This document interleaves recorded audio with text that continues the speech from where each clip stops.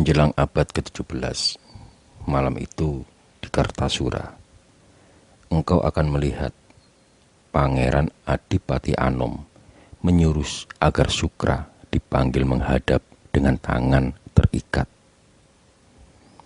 Di depannya Sukra disiksa.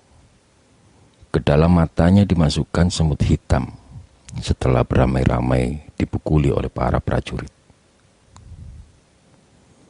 Sukra, atau tepatnya Raden Sukra, tidak tahu kenapa ia harus menerima kesialan macam ini. Matanya yang dimasuki semut hitam itu mengucur berdarah, dan Sukra pingsan dalam kesakitan. Yang Sukra tidak tahu adalah kecemburuan Pangeran Adipati Anom, putra mahkota yang gendut dan cacat ini, telah tumbuh sejak sore. Saat Sukra yang tampan dan tegap itu menunggang kuda di depan iring-iringan pengantin bangsawan. Dan ini membuat para wanita yang menonton di tepi jalan saling berbisik dan terpukau. Sukra dan para wanita yang terpukau inilah sumber datangnya cemburu sang Pangeran Adipati Anom, lelanang jagat Mataram. Dan cemburu itu kemudian diledakkan dengan efektif. Hajar Sukra hingga pingsan.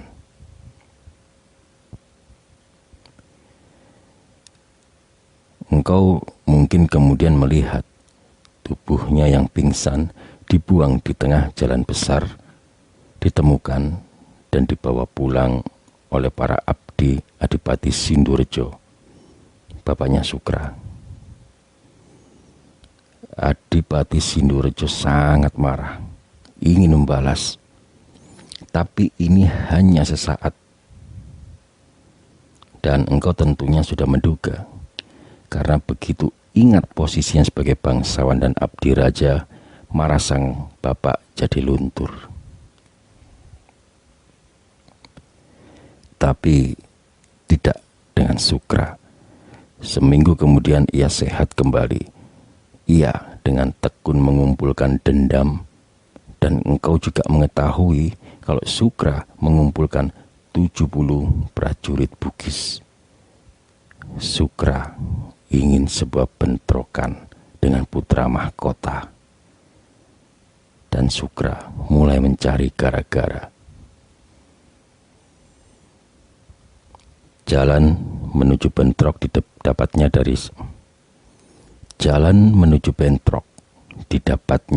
dari seorang perempuan muda bernama Raden Ayu Lembah. Raden Ayu Lembah adalah putri dari Pangeran Puger, patih kerajaan.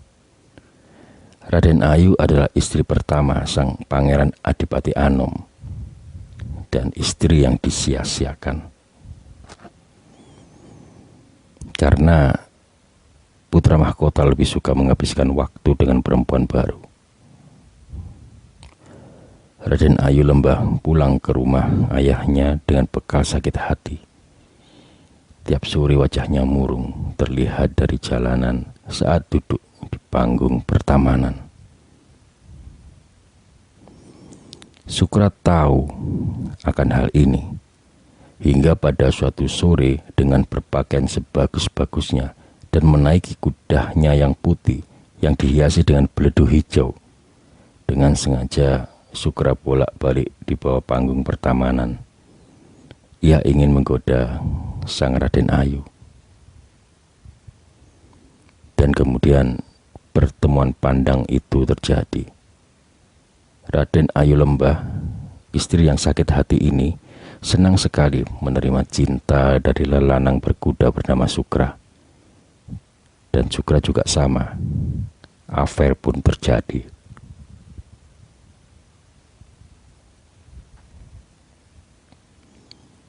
Putra mahkota Adipati Anom mendengar hubungan ini. Dia tersinggung, walau tersinggung karena gengsi. Pangeran Puger diminta bertindak, dan tindakan pun diambil.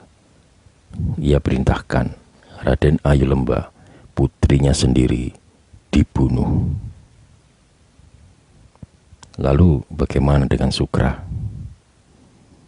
Ia ditangkap pasukan raja karena raja tak ingin menegur putra mahkota atau pangeran Puger, dan raja tak ingin cacat wibawa karena kerajaan harus tetap adiluhung. Untuk itu harus ada yang digiring menuju hukuman mati.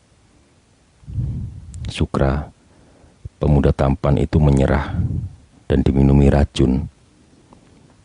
Tapi karena belum juga mau mati, lehernya diinjak dan dipatahkan oleh seorang pengabdi raja yang juga pamannya sendiri. Begitulah, tidak ada protagonis atau antagonis dalam kekuasaan. Tidak ada yang benar atau salah, karena semua itu tergantung dari sudut mana kita bidik kamera moral kita. Sukra, bapaknya Sukra, putra mahkota, Raden Ayu, patih, dan raja, masing-masing punya kepentingan sendiri yang harus diselamatkan dengan cara apapun, dengan menjadi apapun. Semua tokoh itu adalah korban sekaligus penguasa, protagonis juga antagonis. Filsuf Machiavelli, orang Italia yang dipuji dan sekaligus dicaci ini, mengajarkan pemerintahan yang efektif adalah pemerintahan yang mampu menimbulkan rasa takut daripada rasa cinta. Rasa cinta bisa pudar, sedangkan rasa takut seperti lengan kekar yang melingkari leher. Machiavelli tidak bicara moral di sini. Dia bicara teknik menjalankan kekuasaan dan bagaimana mempertahankannya.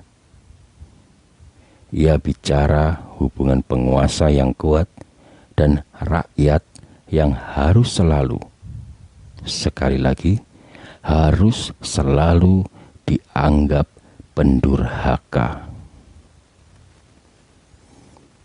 Memang Machiavelli tidak mengenal Jawa, sebagaimana Jawa saat itu tidak mengenal Machiavelli.